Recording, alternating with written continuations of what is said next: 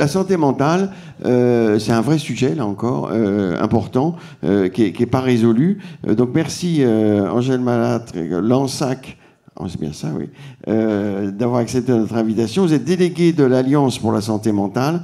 Alors, dans votre plaidoyer, si je puis dire, l'Alliance pour la santé mentale, la santé mentale est l'affaire de tous.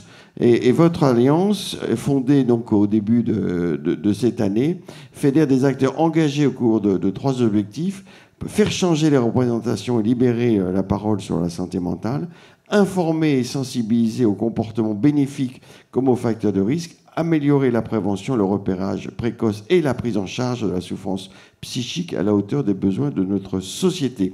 Donc c'est tout un problème, et le Covid a accentué, et on voit bien, toutes les études montrent qu'il y a une accentuation de la souffrance mentale à tous les âges de la vie, c'est assez impressionnant.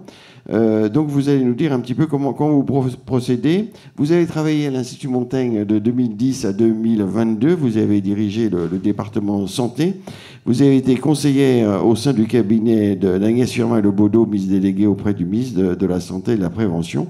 Alors on va voir avec vous les différents temps. Là, pourquoi on a intitulé ça une nouvelle urgence? Alors, vous nous direz dans un premier temps pourquoi une nouvelle urgence. Ce qui est frappant aussi, vous développerez après, c'est que beaucoup a été fait. Il y a beaucoup de choses qui ont été faites, et puis bon, faut en faire plus.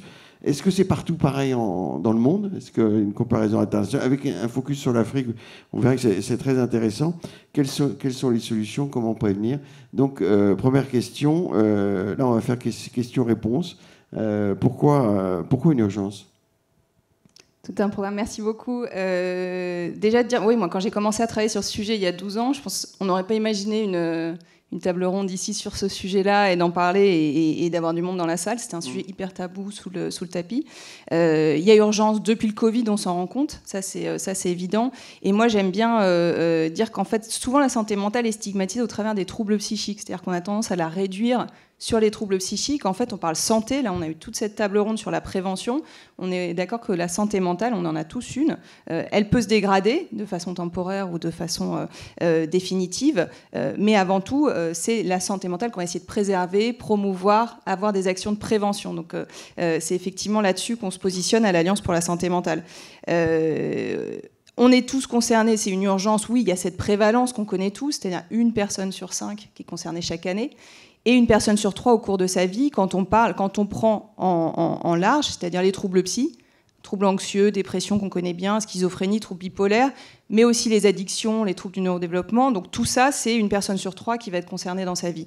Donc on a un sujet là de prévalence extrêmement forte sur cette thématique. Et c'est vrai que depuis le Covid, on a chaque jour des chiffres nouveaux qui vont sortir sur la dégradation de la santé mentale des jeunes, notamment, 40% de symptômes dépressifs chez les étudiants. Donc on est vraiment sur une génération qui va très mal et ça augmente. L'augmentation des gestes suicidaires aussi chez les jeunes filles, notamment, mais pas que. Les dépressions postpartum, etc. Enfin, on voit bien que le sujet, on a tout le temps des articles là-dessus. Je lisais même là hier un article qui nous dit la situation politique actuelle impacte beaucoup la santé mentale des Français. Visiblement, beaucoup de consultations chez les psychologues en ce moment sur cette thématique-là. Donc c'est assez impressionnant de voir à quel point l'environnement nous impacte, le travail, l'environnement politique, climatique, etc., a un impact très fort sur cette thématique. Mais il y a une vraie aggravation, les chiffres le montrent. Ce que vous disiez, parce qu'au début, on dit, oui, le Covid, c'est pas si terrible que ça, mais là, ça continue, je veux dire, cette aggravation dure, les conditions politiques, c'est vrai que c'est pas évident, l'environnement, enfin bon, cette aggravation, vous la confirmez bien, et c'est ça qui vous a motivé. Elle est très claire, et ce qui est très clair, c'est que pendant la période Covid, on a vu arriver cette espèce d'épidémie de souffrance psychique, et on s'est dit, bon, on va déconfiner, ça va aller beaucoup mieux. En réalité, on voit qu'on a atteint un plateau assez fort, et qu'on continue à avoir une augmentation chez certaines populations, pas toutes, notamment les jeunes filles, encore une fois, les personnes les plus vulnérables, et puis après, sur le sujet âgé aussi, on a vraiment un effet très fort. Beaucoup de facteurs qui sont évoqués, la rupture du lien social, les suites évidemment de la pandémie, des facteurs environnementaux, et puis le mauvais usage des écrans, la baisse du temps de sommeil, etc. Enfin, il y a énormément de facteurs qui vont expliquer cette dégradation, mais qui est très nette et qui s'observe en continu. Alors, ce qui est impressionnant, c'est que beaucoup a été fait. Hein. Je vais citer quelques actions. Il y a la feuille de route en santé mentale et psychiatrie de 2018, donc avant le Covid, portée par Agnès Buzyn. Il y a eu le Conseil national de la refondation en santé mentale, donc après le Covid. Le président de la République a fait des annonces aux assises de la santé mentale. Vous-même, donc je le disais, à l'Institut Montaigne, vous avez beaucoup travaillé sur la santé mentale et sorti plusieurs rapports. Le délégué ministériel à la santé mentale et à la psychiatrie, Franck Bellivier, ne ménage pas sa peine. Donc cette problématique existait avant le Covid. Il y a eu des actions qui ont été menées. Le Covid a aggravé et ça continue de s'aggraver. Alors, qu'est-ce qui ne va pas dans toute cette organisation ? Alors, on a il y a trois urgences. Hein. Donc, la prévalence, on en a parlé, qui est vraiment très forte et qui est sur un trend qui augmente clairement. On a un gros problème de qualité et d'accès aux soins sur la psychiatrie. Vous avez 50% des personnes avec des troubles psy qui ne sont pas prises en charge aujourd'hui. Vous avez un décalage, donc ça c'est énorme, mais vous avez un décalage très très fort entre les premiers symptômes et le moment où on va vous poser un diagnostic et vous donner le traitement adapté, si tant est qu'il soit adapté. Sur les troubles bipolaires, pour prendre juste cet exemple-là, vous avez entre 8 et 10 ans de décalage entre les premiers symptômes et le moment où on va poser le diagnostic. Donc là, les pertes de chance, elles sont évidemment énormes. Et puis, voilà, je vais le dire poliment, mais les pratiques sont extrêmement hétérogènes sur le territoire, entre les professionnels, avec, on parlait de prévention, en santé mentale, il y a zéro prévention. On ne travaille pas du tout sur l'amont. Donc on va arriver avec des personnes qui sont prises en charge trop tard, on n'a pas du tout travaillé l'amont, et des pratiques qui sont pas au niveau de ce qu'on pourrait attendre. Et aussi la question, on ne meurt pas des maladies psychiatriques. Par contre, on va mourir de toutes les comorbidités associées, et Dieu sait qu'elles sont nombreuses, surtout sur des personnes qui, justement, vont faire assez peu de prévention sur la partie somatique. On a un différentiel d'espérance de vie de 13 à 15 ans entre la population générale et les personnes avec des troubles psy sévères. 13 à 15 ans, c'est juste énorme. Et ça, il y a des effets de bord très forts sur l'ensemble du système. Premier poste de dépense de l'assurance maladie, les maladies psychiques. Ça a été documenté, ça fait des années, le rapport chargé-produit sort chaque année, redocumente ça, ça coûte beaucoup plus cher que le cancer, les maladies cardiovasculaires, le diabète. Milliards, hein, c'est ça. On est à 23 milliards. Ça, c'est donc effet de bord très fort sur le système de santé, ça coûte très cher. Et puis, ça embolise fortement le système de santé. C'est 30% de la patientèle des médecins généralistes avec des troubles psy. C'est des patients qui demandent du temps, les médecins généralistes n'ont pas forcément le temps là-dessus. Sur les urgences générales, 30 à 40% aussi qui ont une symptomatologie psychiatrique. Donc, on voit bien les effets de bord très forts sur l'ensemble du système de santé. Et puis, ailleurs dans la société, c'est la première cause d'arrêt maladie longue durée. Donc, pour les entreprises, c'est un enjeu absolument majeur, enjeu aussi de déscolarisation, d'abandon de l'université, etc. Donc, c'est vraiment la santé mentale aujourd'hui, un sujet qui impacte un peu tous les pans. Alors, on peut se réjouir qu'il y a des choses ont été faites. Déjà, on en parle plus. On en parle de façon plus décomplexée. Vous avez vu, il y a des stars qui vont sortir là-dessus. On se rappelle tous de Stromae au JT qui va chanter sa chanson qui parle de ses pulsions suicidaires, etc. Ça a beaucoup marqué. Camille Lacour dans Les Sportifs, Simone Biles, la médaillée olympique qui dit... Il faut dire que Stromae, c'était extraordinaire. Moi, j'ai regardé après, mais du coup, il parle et hop, je ne sais pas si vous l'avez vu, il faut le regarder sur YouTube. Et puis il chante après, c'est assez impressionnant. Oui. Ah ouais, je vous ai interrompu. Continuez. Non, mais c'est ça, en fait. Tout le monde l'a vu. Et ça, alors il y a eu un recours aux soins absolument énorme après ça. Donc les psychologues, le 3114 qui est la ligne des coups de suicide, etc. Donc il y a eu un effet assez impressionnant. Donc on libère la parole. On en parle davantage. Il y a des nouvelles pratiques, on innove. La recherche aussi. Il y a eu un PEPR, la Propsy, très doté sur la question de l'immunothérapie en psychiatrie, des biomarqueurs, etc. Donc il se passe des choses, vraiment. Mais effectivement, on reste encore un peu au milieu du gué. Juste pour dire que, certes, depuis 2018, ça avance, feuille de route, délégué ministériel. Le CNR a été annulé puisqu'il était le 12 juin. Donc voilà, c'est question de calendrier. Mais depuis les assises de 2021, il y a une attente forte du champ, et c'est vrai que ça aurait été pas mal d'avoir un moment un peu avec des annonces, mais ça remonte aussi sur l'organisation des soins. Je ne vais pas vous refaire depuis Pinel, la France a un gros historique sur la psychiatrie, mais c'est quand même mars 1960, la circulaire qui fait la sectorisation. Dans le système de soins français, c'est la seule discipline, on va dire, qui est sectorisée. Donc 800 secteurs adultes, 300 pour les enfants. Et en fonction d'où vous habitez, vous avez votre secteur, votre CMP, etc. Ça, c'est très spécifique. Ça a été retiré, remis, mais aujourd'hui, on est toujours sur ce système de sectorisation avec une forme de crise de la psychiatrie qui est très concentrée sur le secteur, la psychiatrie telle qu'elle est organisée aujourd'hui. Donc, et les médecins généralistes et le reste du système de soins connaît assez peu, en fait, l'organisation. Moi, je travaille beaucoup avec des médecins généralistes. J'étais frappée du fait que, finalement, la sectorisation, c'est pas un truc... ils maîtrisent pas forcément. Les CMP et les médecins généralistes, il n'y a pas forcément de connexion. On reviendra sur les pistes que vous proposez dans l'Alliance. Mais est-ce que c'est franco-français? Non. Quelle est la vision internationale et aussi en Afrique? Oui, c'est intéressant. Moi, j'ai passé un an, donc j'étais un peu plus d'un an où j'étais à Harvard aux États-Unis, où j'ai vu le sujet pris complètement différemment, parce qu'on n'en parle pas du tout de la même façon. C'est très décomplexé, c'est très, en tout cas à Boston où j'étais, mais avec les amis canadiens, australiens, etc. Le sujet hyper présent dans les conversations, très présent. La prévalence, elle est très forte dans tout dans le monde entier, mais c'est vrai qu'on a un terrain très particulier dans les pays qui sont évidemment en guerre, en conflit, etc. On a des prévalences de dépression, anxiété qui commencent à complètement exploser, au-delà des troubles de stress post-traumatique un peu classiques. Donc on a ça. Tous les pays de l'OCDE sont confrontés à la même montée de la prévalence, et on a seulement 2% des budgets santé, l'OMS nous le dit, 2% des budgets santé consacrés à la psychiatrie. Sujet, encore une fois, assez stigmatisé, sur lequel on a du mal à se pencher, c'est des maladies complexes, etc. Donc la plupart des pays ont quand même tendance à mettre le sujet de côté. Ceci dit, les pays anglo-saxons, pour le coup, ont beaucoup avancé sur la question du changement sociétal, de la déstigmatisation, qui aide beaucoup. Et toutes les campagnes qui ont été menées depuis 15-20 ans, en Nouvelle-Zélande, Canada, chez les Britanniques aussi, elles ont eu un effet très fort sur un recours aux soins plus précoces, plus de prévention, plus de promotion à l'école, à l'université, sur le marché de l'emploi. Et ça, là-dessus, c'est vraiment quelque chose qui peut nous inspirer en France, parce qu'encore une fois, on a un petit léger train de retard sur ce sujet-là. On l'a vu ce matin avec la table ronde de prévention. Alors, les solutions, c'est d'accélérer tout ce que... Parce que la feuille de roue, moi, j'ai regardé de 2018, là, d'Agnès Buzyn, bon, tout y était. Alors, tout et pas tout. C'est une feuille de route qui a une approche très globale, c'est-à-dire santé mentale, c'est pas que la psychiatrie, c'est beaucoup plus large que ça.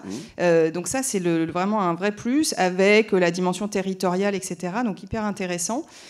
Aujourd'hui, la solution, c'est pas, et d'ailleurs on n'en est pas capable, c'est pas mettre 10 000 psychiatres de plus sur la table. On ne sait pas faire, c'est une filière qui est en difficulté, qui est peu attractive, et on connaît les difficultés de démographie médicale. Et en plus, en France, on est dans le top 5 OCDE sur le nombre de psychiatres par habitant. On est à 22 pour 100 000, on est plutôt bien doté. Mais est-ce que les psychiatres font de la psychiatrie? Alors après, ce qu'ils font et la qualité des pratiques, elle est encore une fois variable, mais oui, on a quand même une psychiatrie qui est là. L'enjeu, pour moi, c'est plutôt la vision un peu systémique, c'est-à-dire, je parle souvent d'une fusée à 4 étages. Vous avez toute la population au bas, au rez-de-chaussée, dont 80% n'a pas de troubles psy. Donc, mais là-dessus, vous pouvez vraiment agir sur cette base, sur ce rez-de-chaussée, c'est-à-dire information, formation, sensibilisation, promotion, encore une fois, activité physique, alimentation, etc. On est sur les mêmes déterminants. C'est la santé mentale, c'est de la santé. Donc ça, c'est un étage qui est très sous-investi. L'étage supplémentaire qui est également assez peu investi, c'est celui du premier recours. 80% des premières consultations en souffrance psychique, c'est chez le médecin généraliste. Vous n'allez pas directement voir un psychiatre, c'est dans nos milieux peut-être, mais pour la plupart des personnes, aller voir un psychiatre en première ligne, c'est pas possible. Donc on va aller voir son médecin généraliste qui est très peu équipé, très peu formé, etc. Donc il faut investir massivement sur cette première ligne. Là, il y a les consultations psychologues, et c'est la première fois, parce que la France ne remboursait pas les psychologues avant il y a peu, et là maintenant on a desserré la bride, on va bientôt avoir 12 consultations par an, sans passer par le médecin traitant, remboursées à 50 € auprès des psychologues. Donc ça, c'est un... La rémunération a été augmentée récemment. Rémunération, nombre de séances, et on enlève le passage obligatoire par le médecin généraliste. Ça pose des questions sur les pratiques des psychologues, qui, je vous le rappelle, ne sont pas des professionnels de santé, et on est un des seuls pays à ne pas avoir de référentiel de formation sur les psychologues. Donc maintenant qu'on rembourse, peut-être falloir se pencher. En tout cas, pour moi, c'est un sujet assez prioritaire. Donc cet étage-là, au-dessus, vous avez l'étage, mais En fait, là, vous avez déjà 80% de la psychiatrie qui peut être prise en charge dans cette première ligne, hein. Après, l'étage au-dessus, c'est évidemment cette question du secteur, de la psychiatrie libérale aussi, de ce qu'on va pouvoir proposer là. Et puis enfin, les centres experts, tout ce qui est CHU, etc., avec de la psychiatrie vraiment sur les maladies très complexes, persistantes, etc. Donc, en fait, il faut agir sur tous ces domaines-là. Et donc, priorité numéro 1, prévention, promotion. 75% des troubles, c'est avant 24 ans que ça démarre. Donc là, vous pouvez faire plein de choses.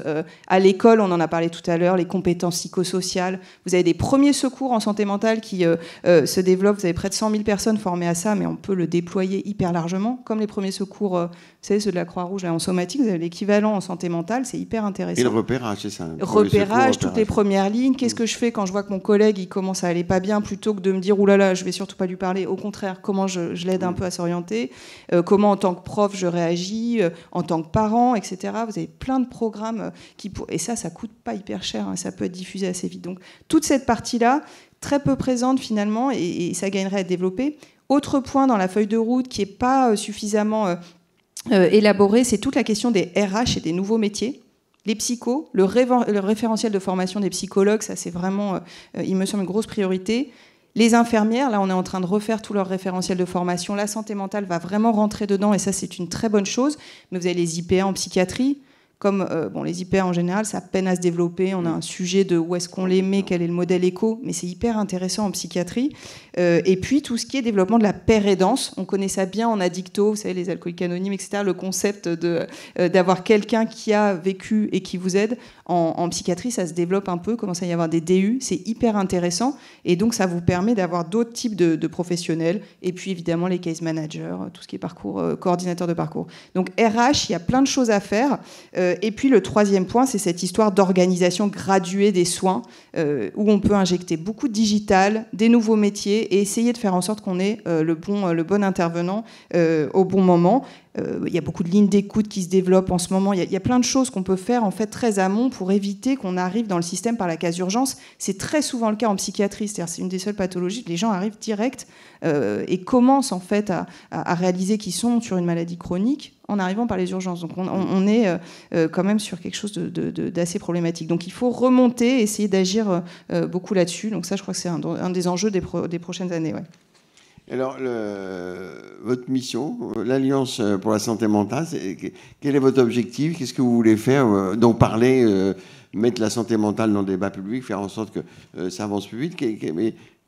Oui, alors c'est une large coalition d'acteurs du champ de la santé mentale au sens très large, hein. Usagers, psychiatrie, ligne d'écoute, tout ce qui va être acteurs qui agissent autour de la santé mentale, et également des acteurs du privé, parce qu'on essaye de mobiliser, et ça marche plutôt bien, le monde économique aussi autour de ça, dans l'idée alors, beaucoup de plaidoyer. En ce moment, voilà, du coup, j'ai un peu plus de temps. J'attends un peu de voir les nouvelles équipes, mais beaucoup de plaidoyer pour en faire une priorité de politique publique dans le type grande cause nationale. C'est-à-dire l'idée, c'est la santé mentale. Il y a des choses à faire en interministériel. Éducation, université, travail, médico-soc, etc. C'est vraiment un sujet qui peut être pris de façon très large. Et donc, c'est mener aussi des grandes campagnes de promotion et de prévention au sein des écoles, auprès des jeunes, dans le monde du travail, etc. Donc, c'est vraiment ça qui nous mobilise, mettre de la santé mentale un peu partout pour essayer de la prendre en charge le plus tôt possible. Conclusion. Un petit mot d'espoir, c'est-à-dire qu'on a souvent tendance, quand on voit ce sujet, à se dire « Ouh là là, la souffrance psychique, la santé mentale, etc. » Au contraire, il se passe plein de choses, énormément de solutions. On voit que d'autres pays ont avancé de façon très très rapide au cours des dernières années. Là, la Finlande a divisé par 2 en quelques années son taux de suicide. Enfin, on peut faire des trucs hyper intéressants. Il y a de l'espoir, il y a de la recherche, beaucoup d'innovations qui arrivent sur cette thématique-là. Donc voilà, c'est juste petit mot d'espoir pour la fin et dire que c'est pas d'un sujet si douloureux. Mais ce qui est important dans la santé mentale, d'après ce que vous dites, c'est que c'est un sujet dont on parle. La psychiatrie, on a toujours un peu caché. Alors, la psychiatrie, on ne sait pas très bien ce que ça recouvre, mais toutes ces souffrances mentales qui peuvent être légères ou élevées, le fait d'en parler permet de l'accepter et essayer de trouver des solutions. C'est surtout ça. Maintenant, tout le monde parle de santé, enfin tout le monde. C'est devenu un sujet public, c'est ça qui est important. C'est un sujet public et pour reprendre ce que disait Franck Chauvin, la psychiatrie, le système de soins, c'est que 20% de la santé, c'est exactement la même chose santé mentale, encore une fois, ça fait partie de la santé. L'OMS dit que c'est vraiment un état de bien-être qui vous permet de réaliser votre potentiel, de travailler de façon productive, etc. Cette définition très positive. Et aujourd'hui, effectivement, on en parle beaucoup moins que dans d'autres pays. On dit aussi pas mal de bêtises sur les réseaux sociaux sur la thématique, donc il faut faire attention aux autodiagnostics sauvages, etc. Parce que il y a un peu tout et n'importe quoi sur ce sujet qui émerge. Mais en tout cas, ce qui est très positif, c'est qu'on commence à libérer la parole là-dessus. La dernière campagne de Santé publique France sur le sujet, c'était « En parler, c'est déjà se soigner ». Parce que oui, évidemment, accepter d'en parler, c'est accepter aussi d'aller voir un professionnel si c'est nécessaire, ou d'aller voir un père aidant, une ligne d'écoute, etc. Ça, c'est déjà un énorme progrès par rapport à ce qu'on pouvait constater il y a 10 ou 15 ans. Et voilà, on arrive au terme, pas de questions. Oui, alors, une question ou un commentaire. Allez, on va vous apporter, et puis je dirai 2 mots de conclusion. Est-ce qu'on peut vous apporter un micro? Je vais vous le donner parce que vous êtes au premier rang. Je vais descendre par les escaliers parce que on ne sait jamais. Merci beaucoup. Bonjour, Fabien Réglet, donc infirmier au GHU Paris Psychiatrie Neurosciences. Ça tombe bien alors. Ouais. Justement. Et en fait, j'ai fait aussi psycho, bref. Et justement, mon parcours psy, ça change tous les 6 mois. L'intitulé, par contre, les indications, ça n'a jamais changé. Et ça a été réfléchi... sûrement sans concertation avec les psychologues, parce que les indications sont complètement lunaires. Bref, comme beaucoup de choses de ce gouvernement. Mais bref, le manifeste psy a des revendications qui sont claires, nettes, précises, qui feraient que, alors qu'il y avait jusqu'alors 94% des psychologues qui étaient contre, il pourrait y avoir tous les psychologues, tout le monde est d'accord pour le remboursement, mais pas avec des critères d'indication qui sont complètement tordus. Voilà. Et pour la prévention, les infirmières dans les établissements scolaires, elles demandent que ça, de pouvoir aider les jeunes. Mais à une infirmière pour 80 000 étudiants, justement, encore l'interministériel, est-ce que ça ne pourrait pas être super utile de se dire des infirmières dans les établissements, il y en a besoin pour justement cette première ligne de prévention? Alors, un mot de... Oui, juste sur mon soutien psy, pour ceux qui ne connaissent pas, c'est un dispositif qui existe qui a d'abord été expérimenté en région, qui a eu plein de noms, mon psy, mon parcours psy, mon soutien psy, je crois qu'on va rester là-dessus, sauf si ça change l'année prochaine. On était à 8 séances prescrites, entre guillemets, prescrites par le médecin généraliste et remboursées sur des taux qui étaient clairement en dessous de ce qui était pratiqué. Là, je crois qu'effectivement, l'idée d'enlever le parcours via le médecin généraliste, même si ça pose des vrais sujets de coordination du parcours, donc ça a sauté. C'était une des revendications principales des psychologues qui, effectivement, adhéraient très peu au dispositif, aussi parce que les tarifs étaient hyper bas. Là, on est passé à 50 €, ce qui est quand même assez intéressant quand on voit le tarif de la consultation en médecine générale. Donc, je pense que...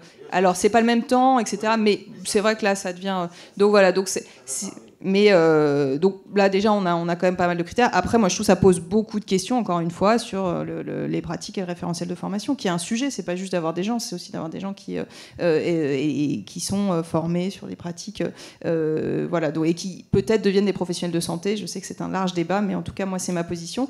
Et puis sur évidemment l'éducation nationale et le rôle des infirmières, ça je suis 100% en ligne avec ça. Il faut absolument que l'éducation nationale s'empare de ce sujet-là, qui a un effet très fort sur la capacité des élèves à rester scolarisés, dans les violences à l'école, etc. On sait qu'il y a plein d'effets de bord. Quand la santé mentale n'est pas prise en charge tôt, on va avoir des effets sur l'ensemble de la société. Donc oui. Merci beaucoup. On vous applaudit parce que c'était important et passionnant. Voilà.